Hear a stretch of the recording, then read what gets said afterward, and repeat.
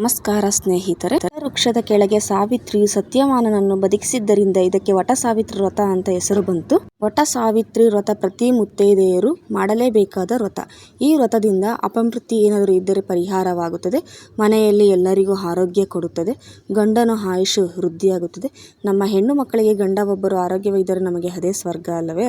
ಹಾಗೆ ಮದುವೆ ಆಗದೆ ಹೆಣ್ಣು ಮಕ್ಕಳು ಮಾಡಿದರೆ ಒಳ್ಳೆಯ ಆಯುಷುಳ್ಳ ಪತಿ, ಒಳ್ಳೆ ಗುಣವುಳ್ಳ ಪತಿ ಸಿಗುತ್ತಾರೆ. ಬನ್ನಿ ಪೂಜೆಯ ಬಗ್ಗೆ ತಿಳಿದುಕೊಳ್ಳೋಣ.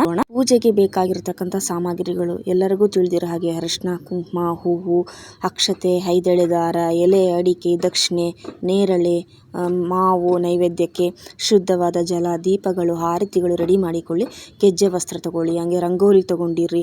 ಉಡಿ ತುಂಬೋದಕ್ಕೆ ಮುತ್ತೈದೆಯರಿಗೆ ಮಂಗಳ ದ್ರವ್ಯಗಳನ್ನು ಕೂಡಿಸಿಟ್ಕೊಳ್ಳಿ. ಆದಷ್ಟು ಬೆಳಿಗ್ಗೆ ಎಷ್ಟು ಬೇಗ ಆದರೆ ಅಷ್ಟು ಬೇಗ ಪೂಜೆ ಮಾಡಿ, ತುಂಬಾ ಒಳ್ಳೆಯದು. ಈ ವ್ರತವು ಯಾವುದಾದ್ರೂ ದೇವಸ್ಥಾನದಲ್ಲಿ ವಟವೃಕ್ಷ ಇದ್ದಲ್ಲಿ ಮಾಡಿ, ಅಕಸ್ಮಾತ್ ಇಲ್ಲ ಎಲ್ಲೂ ಅಂದರೆ ಮನೆಯಲ್ಲೂ ಫೋಟೋ ಇಟ್ಟು ಪೂಜೆ ಮಾಡಬಹುದು.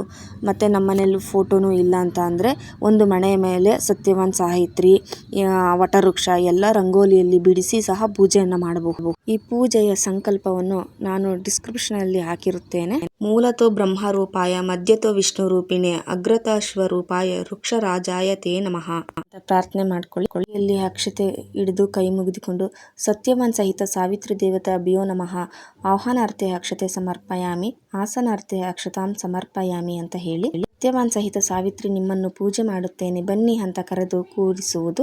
ಪಾದಯೋ ಪಾದ್ಯಂ ಸಮರ್ಪಯಾಮಿ, ಪಾದಗಳಿಗೆ ನೀರು ಹಾಕುವುದು. ಹಸ್ತಯೋ ಅರ್ಘ್ಯಂ ಸಮರ್ಪಯಾಮಿ, ಕೈಗಳಿಗೆ ನೀರು ಕೊಡುವುದು. ಮುಖೆ ಆಚಮನಿಯಂ ಸಮರ್ಪಯಾಮಿ, ಕುಡಿಯಲು ನೀರು ಕೊಡುವುದು. ಒಂದೊಂದು ತೀರ್ಥದ ಸೌಟಿನಿಂದ ನೀರು ಒಂದು ತಟ್ಟೆಯಲ್ಲಿ ಬಿಡಬೇಕು. ನಂತರ ಸ್ನಾನಂ ಸಮರ್ಪಯಾಮಿ, ಹೂವಿನಿಂದ ನೀರು ಪ್ರೋಕ್ಷಣೆ ಮಾಡಿ.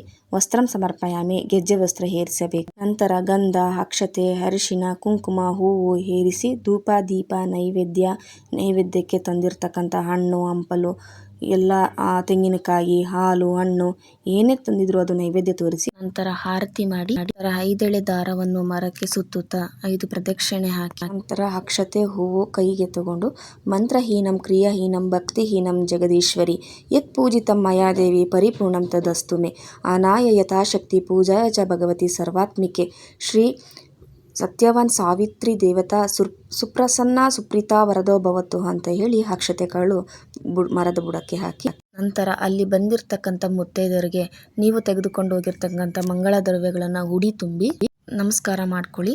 ಸಾಧ್ಯವಾದರೆ ಗಂಡ ಹೆಂಡತಿ ಇಬ್ಬರು ಹೋಗಿ ಜೊತೆಯಲ್ಲಿ ಪೂಜೆ ಮಾಡಿ, ತುಂಬ ಒಳ್ಳೆಯದು.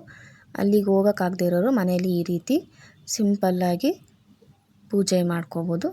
ಇಲ್ಲಿ ನಾನು ಹಾಕಿರ್ತೀನಿ ನೋಡಿ, ಅದೇ ರೀತಿ ಸಿಂಪಲ್ಲಾಗಿ ಮನೆ ಮೇಲೆ ರಂಗೋಲಿ ಹಾಕಿ ಎಲ್ಲ ಗೆಜ್ಜೆ ವಸ್ತ್ರ, ಹೂವು, ಅರಿಶಿನ, ಕುಂಕುಮ, ಬಳೆ ಎಲ್ಲ ಥರದ್ದು ಅಲ್ಲಿ ಏನು ಮಾಡ್ತೀವೋ ಅದನ್ನು ಮನೆಯಲ್ಲಿ ಮಾಡಿ ಸಹ ಪೂಜೆ ಮಾಡಿ ನಾವು ಆಶೀರ್ವಾದ ಪಡೆದುಕೊಳ್ಳಬಹುದು. ಈ ವಿಡಿಯೋ ಇಷ್ಟ ಆಗಿದರೆ ಸಪೋರ್ಟ್ ಮಾಡಿ, ಸಬ್ಸ್ಕ್ರೈಬ್ ಆಗಿ, ಲೈಕ್ ಮಾಡಿ, ಫಾಲೋ ಮಾಡಿ. Thank you.